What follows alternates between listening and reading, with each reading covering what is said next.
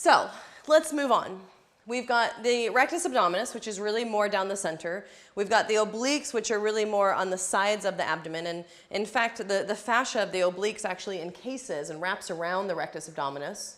Sometimes you'll see in anatomy books, they'll talk about them as layers, the rectus abdominis, then the obliques, then the TVA. But really what we're looking at here is that the rectus abdominis is coming down the center, encapsulated by the sheath of the obliques, which are the muscle fibers of the obliques are really more on the sides of the body here.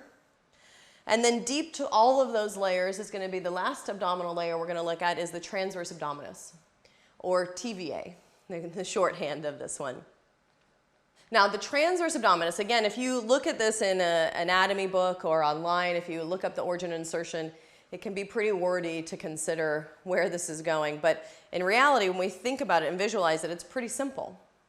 Basically, the transverse abdominis is wrapping all the way around this lower border of the ribs, all the way around to the back side of the body, becoming part of the thoracolumbar fascia, which remember we talked about encapsulating the erector spinae muscles. So this big, thick mass of connective tissue that's wrapping around the erector spinae muscles here as well.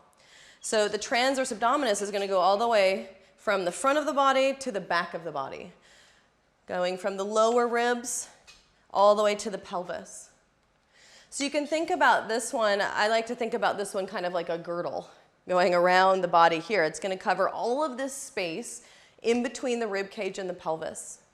And the muscle fiber orientation is going to be horizontal. So we saw muscle fiber orientation of rectus abdominis being vertical, the obliques being diagonal, and now the transverse abdominis being horizontal. So we have this really smart, this really intelligently built core system here, all having slightly different muscle fiber orientations to be able to produce different movements and to be able to support in different angles and scenarios.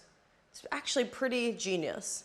So when we look at the transverse abdominis, the muscle fiber orientation is going this way, right? So now we have to now we become a little bit puzzled, right? We know rectus abdominis is going this way, so it's going to pull into flexion.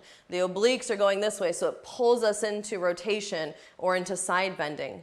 But now the muscle fiber is wrapping around this way, which makes it a really unique muscle in that it's one of the only muscles, really, that its primary function is not necessarily to move the body, but there's not a primary movement associated with this, right? With the muscles, we're really thinking about them going from one bone to another, moving or stabilizing a joint. But its primary function here is simply to take the contents of the abdomen and draw it in closer to the spine. And this is really important because if you look at Fred from the side, you see he's only skeleton, right? We've got the spine, but then we have all these organs, and no matter how much stuff you've got here, maybe you've even carrying an extra baby in front of you, no matter how much or how little you have here, we've got all of the weight of the organs to support that's being carried by the spine. Again, this free-floating part of the spine.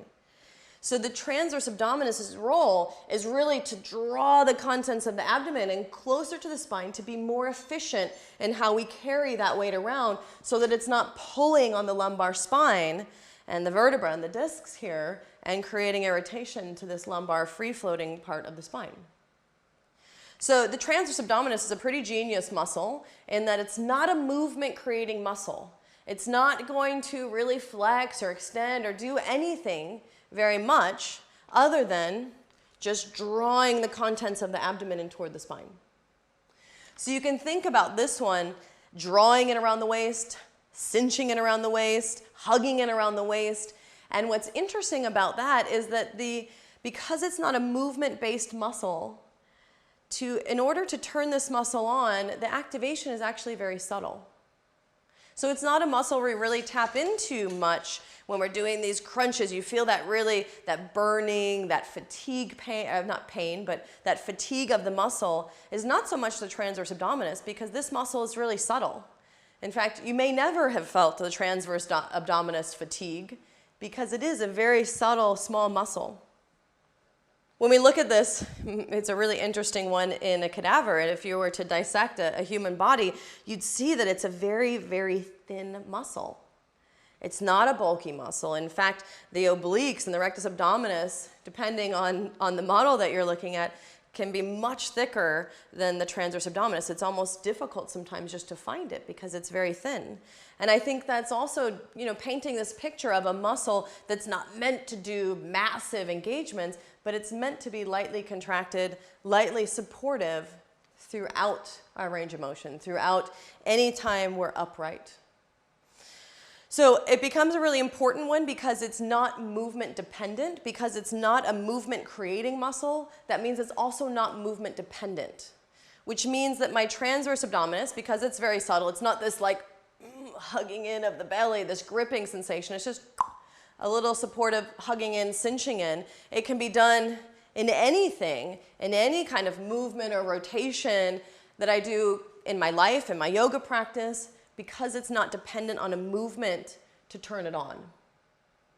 So it's a really important stabilizing muscle, and we talked about this in the abdominals as a whole, being really more primary stabilizers than movers, and we see that even more so with the transverse abdominis.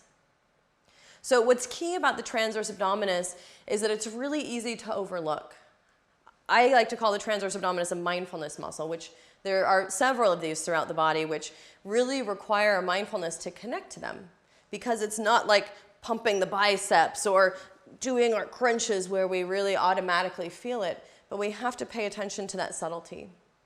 But the beauty of that subtlety is that it doesn't take a lot of effort to connect to it, which means that instead of spending 5 or 10 minutes doing our core work, we can connect to transverse abdominis, and we hopefully are connecting to transverse abdominis throughout our whole practice. And really any time we're upright in our lives. Now, what's helpful about this too, for many of us, the transverse abdominis tends to go dormant, kind of like the glute max. We sit all day, we kind of forget about these supportive muscles, we sit on the glutes, we hunch forward in our posture, and we kind of lose connection to some of these. But all it takes, and really these should be automatically firing anytime I'm moving around. And this is really primarily what helps to support the lumbar spine. We hear this catchphrase, oh, you've got low back pain, you've got to strengthen your core. But really one of the most important things for supporting the lower back, if you consider the functions of the anatomy and what you know already, is just that really subtle supportive mechanism of transverse abdominis. Now when we get to the palpation section, we'll look at the subtleties of that so you can feel a little bit more. But for now, just imagine this, again, like a kind of a girdle. Men, you could think of like a cummerbund wrapping around. I know we don't really wear those anymore too much, but you can imagine wrapping around the waist. Here, this drawing in, and you might even be just feeling that as you do that. When we do Kapalabhati, we kind of exaggerate that, right? So it's this like maybe 5% of what you would engage in Kapalabhati, gently drawing in to feel that support without having to vigorously contract. Did you notice what I just did there? When I vigorously contract, I start to go into that flexion scenario, which is more of my rectus abdominis than that hugging in, which actually makes me taller. So you can think of this one, the transverse abdominis as well, as a really clear distinction here is that when I start to vigorously contract the abdominals, I generally start to flex and engage rectus abdominis and obliques. Whereas when I let the transverse abdominis take over, what I see is a little bit of this axial extension. And you can think of this like a tube of toothpaste. Imagine your torso was a tube of toothpaste and you were to draw in around the center. The toothpaste, right, moves out in the opposite direction. There's this, what we talk about is this lengthening of the midline in yoga. But as I draw in around, I cinch in around the transverse abdominis, I find a little bit of that axial extension. And this is really the only muscle that really directly will have that effect on axial extension, that extra movement of the spine we talked about that is sometimes mentioned and sometimes not, that lengthening of the midline. So I know the TVA is taking over if I'm drawing in and I'm getting taller versus vigorously contracting and flexing here. And I think that's really helpful to understand when we think about Uddiyana Bandha, and this is my own personal interpretation. When we look at Uddiyana Bandha, I think what the masters many thousands of years ago were talking about before we had these anatomy models and cadavers and dissections was this idea of the transverse abdominis. So many people, it's very common in pretty much all of the styles of yoga. You go to your teacher, why can't I do this back bend? Why can't I do this pose? Well, you need more core, right? It's often that catchphrase of like, you've got to use your core more. It's almost the joke in the yoga world, like if you can't do the pose, think about your core. But it's so elusive sometimes to think about this as we're going through our practice. If you think about Uddiyana Bandha drawing back and up and that kind of vigorous contraction of the abdominals, it's almost impossible to keep that engaged throughout your whole practice. But if I'm able to think about this subtle cinching in, it becomes something that's very easy to connect to throughout my practice. And because it's not movement dependent, it will allow me to still go into up dog and down dog and rotation. Whereas if I think about drawing back and up, which is oftentimes the cue for Uddiyana Bandha, it takes me, if I exaggerate that, into a little bit of flexion. Belly goes back and up. And now I've started to engage rectus abdominis, which is impossible to connect to all through my practice, because at some point I've got to go into upward facing dog or some kind of back bend, and I either will lose that or I won't make it into my back bend. So I want to think about this cinching in as a three-dimensional Uddiyana Bandha, and I think that's helpful to kind of visualize in your own practice that Uddiyana Bandha may not be this two-dimensional back and up that we think of as much as this three-dimensional drawing in that allows us to connect to it throughout our practice. Most importantly, as you learn the anatomy, one of the things as a teacher that's great is that what you should be doing is going and experimenting in your own practice. I don't necessarily want to be the one to tell you how you should or you have to practice, but most importantly that you go and you try it out and experiment. And notice the difference in the subtleties of the transverse abdominis versus maybe a more vigorous activation of Uddiyana Bandha. So, with that in mind, we've got a lot of different ways to connect to transverse abdominis. We know that it's not a movement-based muscle.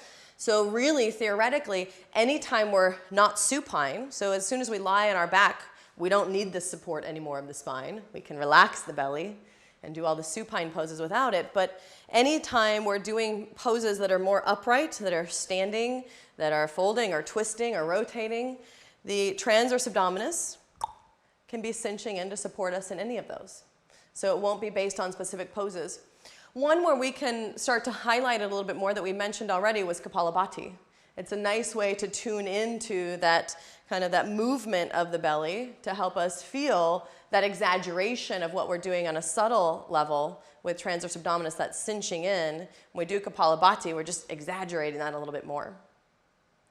So because this is a subtle activation, it's not necessarily something that we need to really stretch a lot at the end. We saw that with some of the stabilizers here. We don't necessarily feel a big stretch. But anytime I'm doing a back bend, clearly I'm going to be stretching the tissue, even a side bend here potentially, all of that tissue between the ribs and the pelvis. So though the transverse abdominis is a subtle activation, it doesn't need a lot of stretching.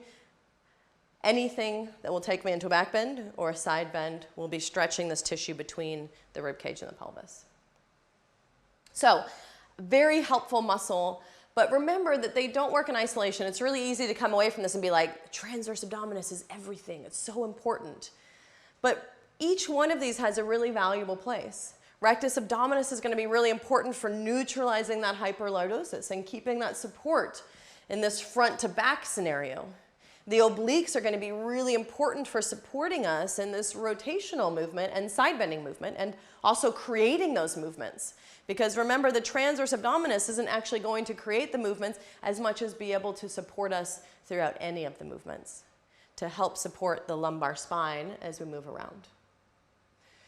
So the last concept here that's really helpful to consider is that none of these exist in isolation. We are talking about them separately, but especially in the core, this really is a community effect. That we want to be able to use the abdominals so that no one is taking over all the time, but that we have the support to be able to use them as a community to articulate through many different ranges of motion, so that ideally we are moving, and you can think about this just in a simple way, from the center of the body. And it doesn't need to be anything more than that. I don't have to overly kind of think about and analyze the core muscles as much as just thinking of moving from the center. Whether I'm going through a sun salute, a standing sequence, or even some seated twisting poses. So let's add one last muscle on top here. Because it's close by, we're going to add in the diaphragm. Not so much a core muscle, clearly, but an important muscle that relates to the core muscles as well. And really our primary muscle of relaxed breathing or of respiration. A really powerful muscle for breathing too. We have a lot of accessory muscles in the neck, in the back, in the chest, and even the intercostals between the ribs. But the diaphragm is going to be the most powerful, the most prominent of the respiratory muscles. So again, the origin and insertion can be a bit bulky here, but it's very simple when we break it down and look at the muscle itself. It's going to be running from this inner border of the ribs here, the bottom ribs here, all the way around the rib cage to the back of the spine. So the interesting thing about the diaphragm is that it's the only muscle that doesn't originate and insert on a bone. That doesn't go from one bone to another bone.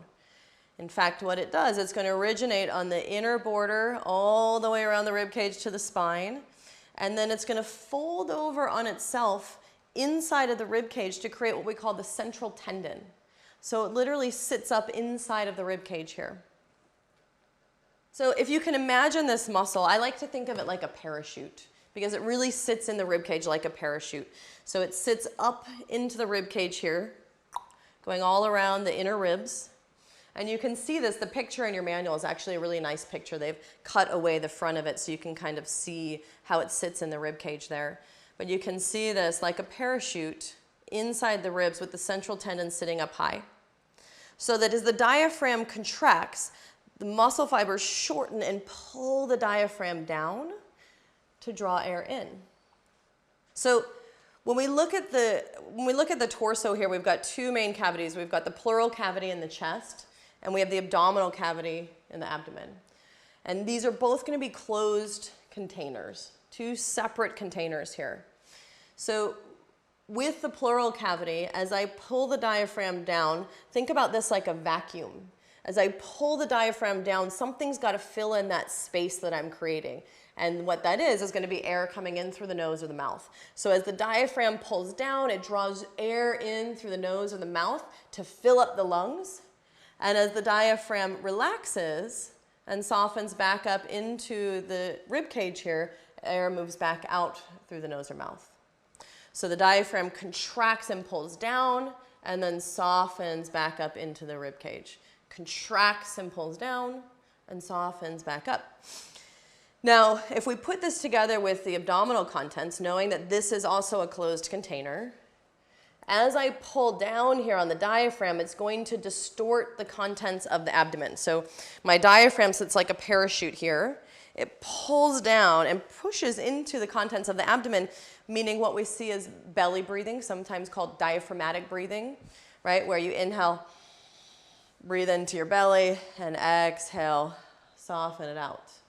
It's not clearly that I'm breathing into my belly specifically, but that my diaphragm is my primary muscle of respiration, and I'm allowing the diaphragm to move freely so that it's distorting the contents of the abdomen. So we see almost like a little massage to these organs here, the liver and the spleen and the stomach and the pancreas, all right, underneath the diaphragm here. As the diaphragm presses down on them, distorts the contents of the abdomen. As I exhale, it moves back up into the belly. So you can visualize the diaphragm here, this gentle movement, also going along with some of the cues we talk about in yoga. A lot of times our inhale is this lengthening of the midline. And we think about that in both directions. As you lengthen, it's here. So as the diaphragm pulls down, the top of the head lifts up. There's this contraction of the diaphragm pulling down and the softening as we fold and exhale. Inhale, I lengthen the midline, diaphragm pulls down, and exhale, I soften. So you can feel how energetically there is this connection with the diaphragm to the movements and the breath that we take. That inhale generally opening or lengthening as the diaphragm pulls down and fills up the chest cavity. And that softening on the exhale as the diaphragm moves back up into the abdomen. Now, the tricky part of this is that when we're doing a vinyasa practice or a hatha practice, really any practice where we're moving and we need support for the lower back, we need a little bit of this support here. So our belly breathing, our diaphragmatic breathing works really great when we're lying on our backs. And for many people new to yoga, one of the first things we have to do is learn how to really use the diaphragm. Because many people come in and they use a lot of these accessory muscles in the chest and the neck and the back, rather than learning how to feel that powerful breath from the diaphragm where they can relax.